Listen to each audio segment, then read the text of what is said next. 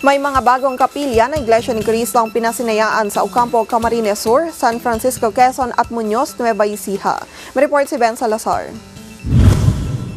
Dinaluhan ng maraming miyembro ng Iglesia ni Cristo ang pagpapasinaya ng bagong barangay chapel sa Barangay Concosep, Ocampo, Camarines Sur. Ang pagpapasinaya ay pinangasiwaan ng District Supervising Minister ng Camarines Southeast, si kapatid na Agapito M. Galapon Jr. Ito ang pangsyam na naipatayo na barangay chapel sa distrito mula April 2015. Ang barangay chapel na itinayo sa bundok ng Isarog ay tinawag na Isarog Heights Extension. Ito ay tugon ng pamamahala ng Iglesia ni Cristo sa mabilis sa pagdami ng mga miyembro sa dakong ito at indigenous people ang mga pangunahing kaanib sa dakong ito. Nagpapasalamat ang mga miyembro ng Iglesia sa dakong ito sa tagapamahalang pangkalahatan, kapatid na Eduardo V. Manalo, dahil sa patuloy na pagmamalasakit sa kapakanan ng kanilang buhay espiritual. Nangangako naman ang mga kapatid sa dakong ito na iingatan at pangangalagaan ang bagong gusaling sambahan.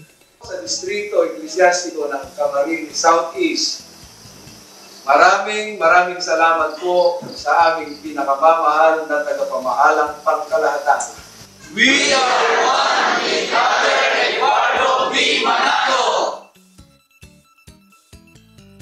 Pinasinayaan at itinalaga na ang bagong barangay chapel ng Iglesia ni Cristo na may 100 seating capacity sa timugang bahagi ng Quezon sa Barangay Tambuan, bayan ng San Francisco, Quezon, na pinangunahan ni Brother Alberto P. Tolentino, District Supervising Minister ng Quezon South. June 2015 nang pasimulang ito'y gawin at natapos noong nakaraang buwan.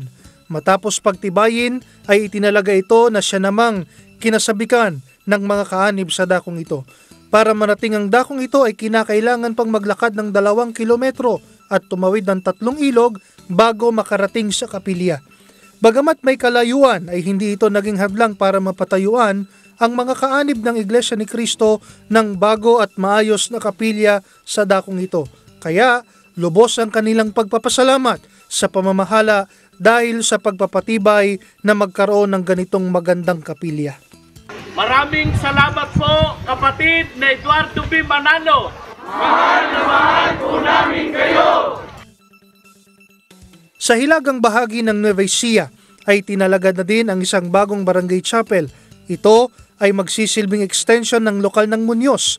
Ang bagong kapilyang ito ay 5 kilometro ang layo mula sa mother lokal.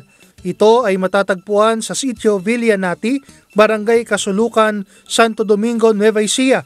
Ito ay may 95 seating capacity dahil sa ganda ng kapilya ay magsisilbi itong landmark sa lugar. Ito na ang ika-13 gusaling sambahan na naipatayo sa distrito. Ang nangasiwa sa pagtatalaga ay si kapatid na Romulo M. Ferma, ang District Supervising Minister ng Nueva Ecija North.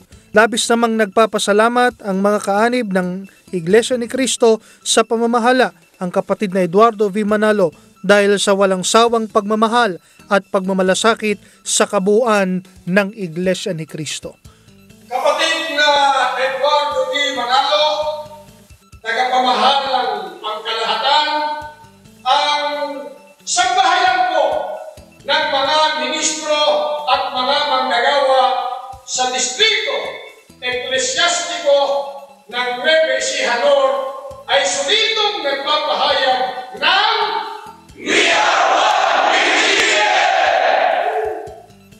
Ben Salazar, Eagle News, I am 1 with 25.